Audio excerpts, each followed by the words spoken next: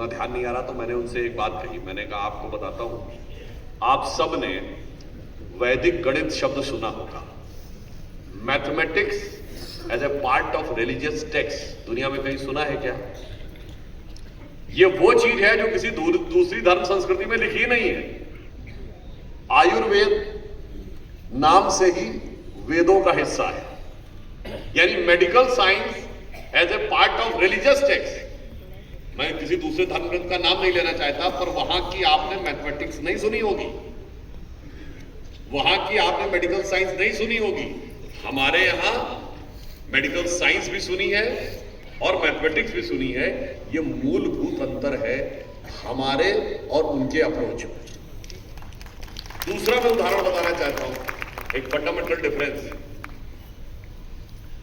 देखिए आजकल एआई का जमाना है, यंग जनरेशन सब आर्टिफिशियल इंटेलिजेंस की तरफ बहुत उत्सुक है। कोई प्रश्न जानना हो तो फटाफट एआई खोलिए और देखिए वो आपको जवाब देगी।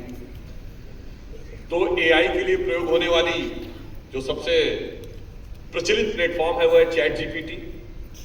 चैट जीपीटी के जो ओनर हैं सैम ऑल्टमैन से प्रश्न पूछा गया कि साहब सारे प्रश्नों के उत्तर के लिए आज लोग एआई की तरफ देखते हैं, क्या आप कोई ऐसा प्रश्न बता सकते हैं जिसका उत्तर आपको पता हो और आपको लगता है कि बाकी लोगों को नहीं पता है?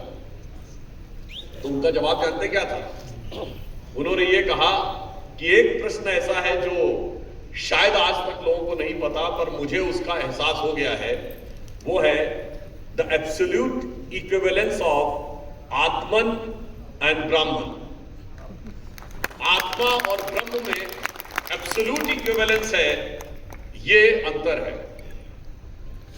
और अगर आप यही देखें, अच्छा एक और बात भी है, फिर कोई लोग अभी सोशल मीडिया पे कूद पड़ेंगे, ऐसा था नहीं था कैसे था, अरे ने कहा सैम ऑल्टमैन ने कहा कह दिया, कहा चैट जीपीटी से इन्होंने जोड़ दिया।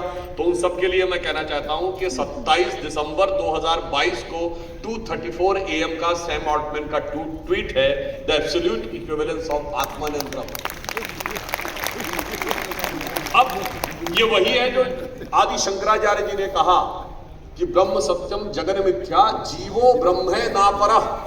जीव और ब्रह्म में कोई भेद नहीं है, वही आज कहा जा रहा है। और यही अंतर है जो हमारी धार्मिक सोच और दुनिया के दूसरे रिलीजन, मजहब और पंथों की धार्मिक सोच में। दुनिया में सारे रिलीजन, पंथ और मजहब ईश्वर की खोज की तरफ आगे बढ़ते हैं, मगर उनके ईश्वर की खोज एक निश्चित दूरी पर आकर रुक जाती है। किसी देव स्थान में आकर रुक जाती है, किसी पूजा घर में आकर रुक जाती है, किसी इबादत गाह में आकर रुक जाती है, किसी पुस्तक पे आकर रुक जाती है, किसी बुक पे आकर रुक जाती है, किसी मैसेंजर ऑफ गॉड पे आकर रुक जाती है। ईश्वर एक डिस्टेंस पर ही रहता है उनसे। मगर हमारे यहां जब आप ईश्वर को खोजते हैं तो ईश्वर आपसे दूरी पर नहीं रहता है, ईश्वर आपके अंदर दिखाई पड़ता है और अंदर ही नहीं दिखाई पड़ता है, आप ही ब्रह्म होकर एकाकार हो जाते हैं और आप अहम ब्रह्मास्मि कहते हैं। ये फंडामेंटल डिफरेंस है दूसरी जगह की सोच और हमारी सोच में। इसीलिए हम ब्रह्म का साक्षात्कार कर पाते हैं। अब एक और बात आप टेक्निकली समझिए, वहां पर हर दुनिया एकाकार है, ये एक मूलभूत अंतर है हमारी सोच और वेस्ट की धार्मिक सोच में। अब मैं एक दूसरा उदाहरण बताता हूं जो फंडामेंटल डिफरेंस है। भारत और भारत की धरती से जितने भी धर्म, पंथ, मजहब, रिलीजन, संप्रदाय निकले, यानी हिंदू फैमिली के जितने भी धर्म है, सिख, जैन, बौद्ध, सब, इनमें और जो भारत की धरती से बाहर वाले हैं उनमें क्या डिफरेंस है? डिफरेंस ये है कि ये सारे हमारे धर्म पर तीन चीजें मानते हैं। एक, विश्व, भारत का हर धर्म पुनर्जन्म मानता है। ये फंडामेंटल डिफरेंस दिखाता है। हम साइक्लिक प्रोसेस में विश्वास करते हैं, चक्रीय क्रम में, और इसलिए हमारा जन्म और मरण का भी चक्र चलता है। हमारी संस्कृति में काल चक्र शब्द प्रयोग किया गया है, टाइम नहीं। टाइम साइकिल वहां वर्ड नहीं प्रयोग होता, हमारे यहां काल को काल चक्र कहा गया। अब बड़े साधारण दृष्टि से सोचिए, बिल्कुल वैज्ञानिक दृष्टिकोण से, आप अपने शरीर को लीजिए और एक बार इसके माइक्रो लेवल पे जाना शुरू करिए और एक बार इसके मैक्रो लेवल पे जाना शुरू करिए। देखिए पैटर्न क्या दिख रहा है। आपका शरीर डिफरेंट सिस्टम से बना है।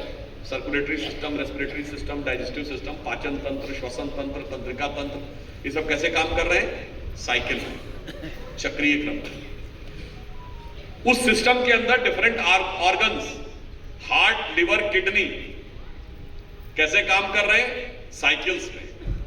उसके अंदर टिश्यूज कैसे काम कर रहे हैं? साइकिल्स में। उस टिश्यूज के अंदर सेल्स के अंदर प्रोटोप्लाज्म, उसमें होने वाले केमिकल रिएक्शन साइकिल में। उस केमिकल रिएक्शंस में बनने वाले मॉलिक्यूल्स जो एटम्स के कॉम्बिनेशन से बन रहे हैं साइकिल में। और एटम के अंदर न्यूक्लियस और उसके चारों तरफ घूमते हुए इलेक्ट्रॉन साइकिल में। अर्थात आप अपने शरीर से माइक्रो लेवल पे जाएंगे, आप पाएंगे पूरा का पूरा मैकेनिज्म एक चक्रीय क्रम को दर्शा रहा है। अब आप मैक्रो पे जाइए। आप धरती पे खड़े हैं, धरती पे इकोलॉजिकल ऋतुओं की साइकिल है ना, चक्रीय क्रम में चल रही है।